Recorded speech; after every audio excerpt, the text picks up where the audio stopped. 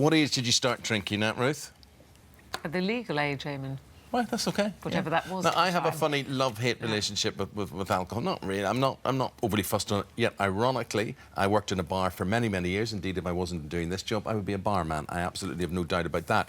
My son brews his own ale, so therefore, it's all part of the family. Yeah, but he wasn't drinking when he was young. I didn't was say he? that, darling. Or I'm was talking he? about my relationship Yes. with alcohol. But it is an so I'm interesting saying it's a very, very interesting relationship. I've never been one of these persons. This is Joe Hemmings, and Joe's a behavioural psychologist.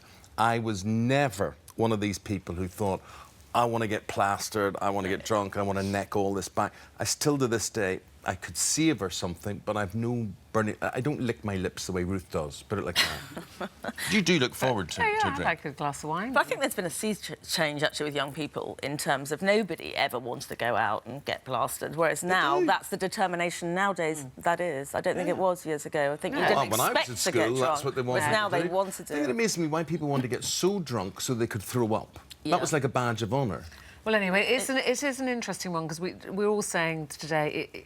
You're torn, aren't you? If they ask for a little sip of something, is that a good thing or a bad thing? And we've got so many calls this morning. We've got Julie first, and Julie's got 4 children. What do you think about this, Julie? Hi. Well, I think that children are going to try alcohol whether we like it or not. So I would much rather mine try it at home for the first time. And I don't mean that I go out, say, on a Friday and buy alcohol and say, there you go, kids. I mean, if we're having a family meal or it was a special occasion and we had a glass of wine and one of them said, could they have a sip? You know, I wouldn't be totally against it. So how old are your children now? I've got one 13, one 16, one 21 and one 26. Okay. So the older ones, did you let them have a little sip of this and that, or at Christmas or at a wedding when they were younger? Not necessarily at a wedding or if we were out and about, but at home, yes, if it was, you know, a family occasion, if we're having a meal. OK, and you've got a 13-year-old. Yeah. So has she asked to try alcohol yet? No, she's never tried alcohol, and she's never said...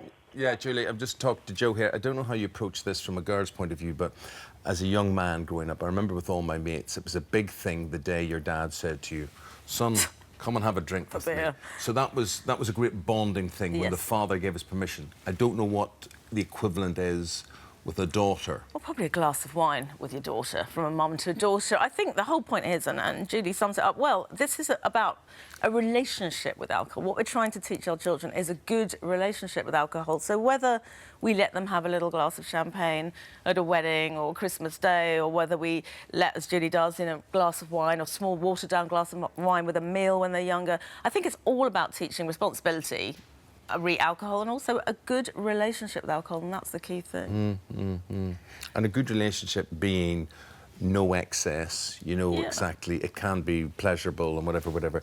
And I suppose, Julie, a lot of us think, rightly or wrongly, that we'd rather our kids indulging in alcohol than in drugs, and yet alcohol is the single biggest drug use in the country, isn't it?